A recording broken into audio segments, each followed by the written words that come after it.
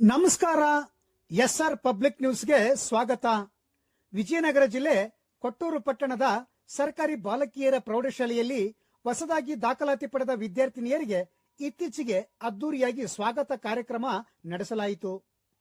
ಹೊಸದಾಗಿ ದಾಖಲಾತಿ ಹೊಂದಿದ ವಿದ್ಯಾರ್ಥಿನಿಯರಿಗೆ ಪುಷ್ಪಗುಚ್ಛ ನೀಡುವುದರ ಮುಖಾಂತರ ಅದ್ದೂರಿಯಾಗಿ ಸ್ವಾಗತ ಕಾರ್ಯಕ್ರಮವನ್ನು ಹಾಲಿ ವಿದ್ಯಾರ್ಥಿಗಳಿಂದ ನಡೆಸಲಾಯಿತು.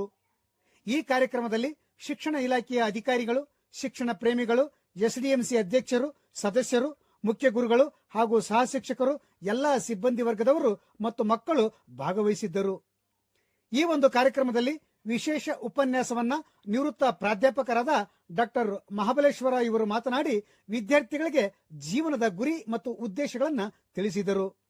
ನಂತರ 2026-27ನೇ ಸಾಲಿನಲ್ಲಿ ಶಾಲಾ ಸಂಸತ್ ಚುನಾವಣೆಯಲ್ಲಿ ವಿಜೇತರಾದ ವಿದ್ಯಾರ್ಥಿಗಳಿಗೆ ಪದಗ್ರಹಣ ಕಾರ್ಯಕ್ರಮವನ್ನು ನಡೆಸಲಾಯಿತು ಹಾಗೂ ಮಕ್ಕಳಿಂದ ಸಾಂಸ್ಕೃತಿಕ ಕಾರ್ಯಕ್ರಮವನ್ನು ಆಯೋಜಿಸಲಾಗಿತ್ತು. ಶಿಕ್ಷಕರಾದ ಶ್ರೀಯುತ ಮಹಾಂತೇಶ್ರವರು ಕಾರ್ಯಕ್ರಮವನ್ನು ನಿರೂಪಿಸಿದರು. ಮುಖ್ಯ ಗುರುಗಳಾದ ಎಸ್ಎ ಬಸವರಾಜರವರು ಪ್ರಾಸ್ತಾವಿಕ ನುಡಿಯನ್ನ ನುಡಿದರು. ವಿಜ್ಞಾನ ಶಿಕ್ಷಕರಾದ ಕೊಟ್ರುಸ್ವಾಮಿ ಎಸ್ಎಂ ಅವರು ಸ್ವಾಗತಿಸಿದರು. ಶಿಕ್ಷಕಿ ಶ್ರೀಮತಿ ರೇಖಾ ಇವರು ವಂದಿಸಿದರು. ವರದಿ BH Shanappa, S R public news, ಕೊಟ್ಟೂರು.